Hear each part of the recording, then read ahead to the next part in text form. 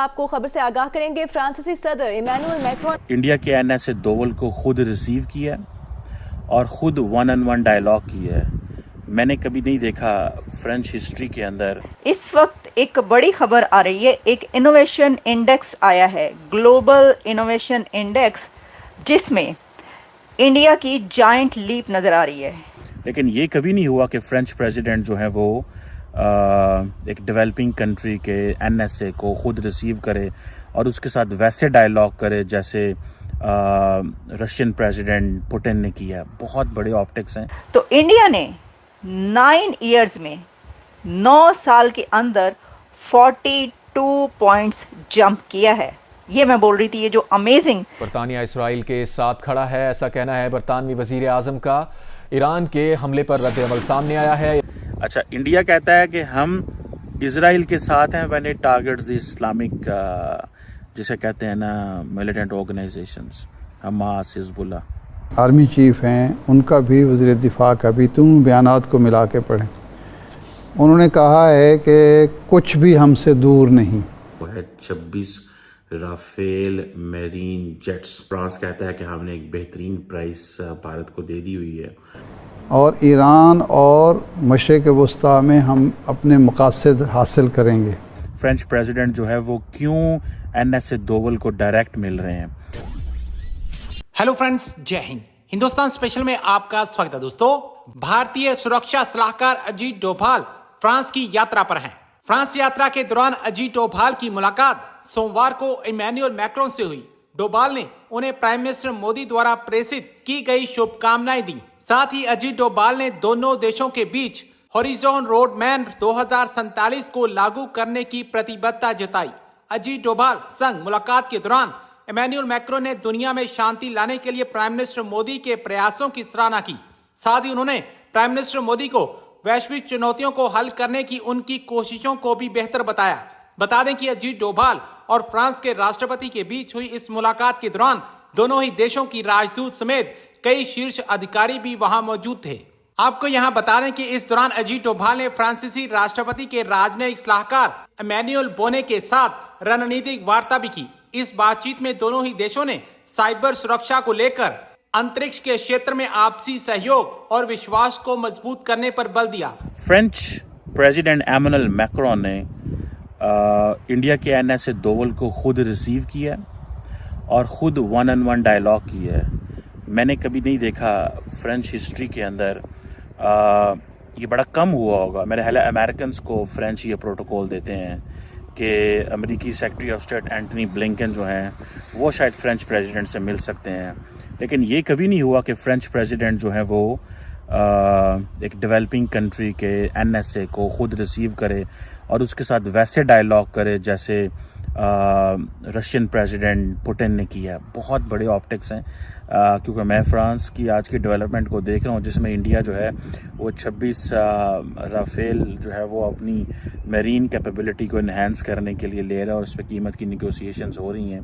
बहरहाल वो जारी बात है, एनएसए तभी जाते हैं जब निगोसिएशंस हो जाती हैं। अच्छा, इंडिया कहता है कि हम इसराइल के साथ हैं व्हेन इट टारगेट्स इस्लामिक, जिसे कहते हैं ना, militant organisations, Hamas, Hezbollah.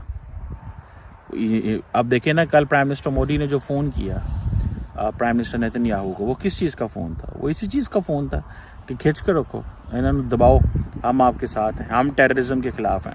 So India's definition of terrorism is what Israel's definition of terrorism. इस वक्त एक बड़ी खबर आ रही है। एक इनोवेशन इंडेक्स आया है, ग्लोबल इनोवेशन इंडेक्स, जिसमें इंडिया की जायंट लीप नजर आ रही है। इंडिया ने एक बड़ी छलांग लगाई है। भारत ने एक इस तरीके से जंप किया है इनोवेशन में कि this is unbelievable, amazing, surprising.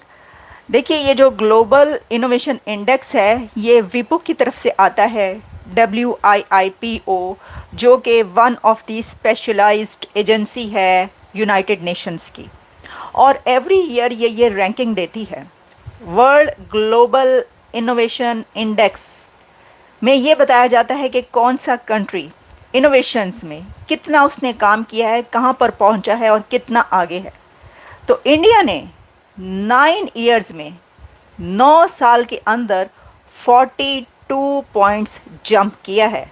ये मैं बोल रही थी, ये जो अमेजिंग थिंग हमें नज़र आ रही है वो ये है कि भारत ने 9 सालों के अंदर 42 स्कोर जंप किया है, 42 पॉइंट्स जंप किया है, क्योंकि इस वक्त इंडिया 133 कंट्रीज़ में 39th स्पॉट पर है।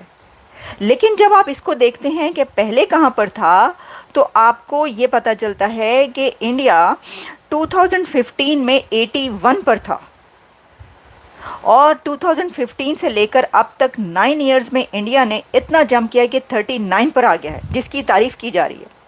अब मैं आपको अगर इसके ही बताऊं कि कैसे इंडिया ने इन सालों में जंप किया, तो देखिए, जैसे मैंने कहा कि 2015 में इंडिया 81 पर था, फिर उसके बाद 2016 में 66 पर आया, 2017 में 60 पर गया, 2018 में 57 पर आया, 2019 में 52 पर पहुंचा, 2020 में 48 पर पहुंचा और इस वक्त हमारे सामने इंडिया मौजूद है 2024 की ग्लोबल इनोवेशन इंडेक्स में 39 पर।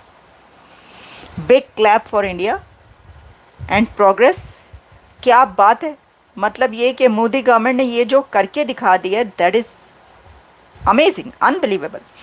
Global position 39th out of 133 countries. लेकिन अब इसके अंदर एक और मोड आता है, अभी क्लाइमैक्स नहीं हुआ, क्लाइमैक्स की तरफ हम बढ़ते हैं, लेकिन यहाँ पर एक ड्रामाई मोड है और वो ड्रामाई मोड ये है कि रीजनल लीडरशिप में first in central and southern Asia, south Asia और सेंट्रल एशिया में India is number 1 in regional leadership.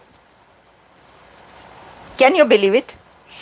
Regional leadership first in central and south Asia. अच्छा, फिर इसके अंदर इकोनॉमिक कैटेगरी भी है और इकोनॉमिक कैटेगरी में first among lower middle class income countries के lower middle class income countries का जो पूरा एक ग्रुप है, एक कैटेगरी है, उसके अंदर इंडिया फर्स्ट आया है, पहले नंबर पर है। तो इसका मतलब ये हुआ कि 39 आप टोटल जब आप पूरी दुनिया के कंट्रीज़ को लेते हैं और उसमें देखते हैं कि कौन सा कंट्री कहाँ पर है, तो उसमें तो 133 में से 39 पर है। लेकिन इंडिया 2 जगहों पर पहले नंबर पर है, एक south and central Asia regional leadership और सेकंड इकोनॉमिक कैटेगरी में भी India in lower middle class income countries में पहले नंबर पर है। अच्छा, फिर अब मैं आपको बताती हूँ कि वो इनोवेटिव सिटीज़ कौन से हैं इंडिया के। तो most innovative cities of India कहा गया है, 4 इंडियन सिटीज़ को इसमें कैटेगराइज किया गया है, रैंक किया गया है। एक है मुंबई, दिल्ली, बेंगलुरु एंड चेन्नई।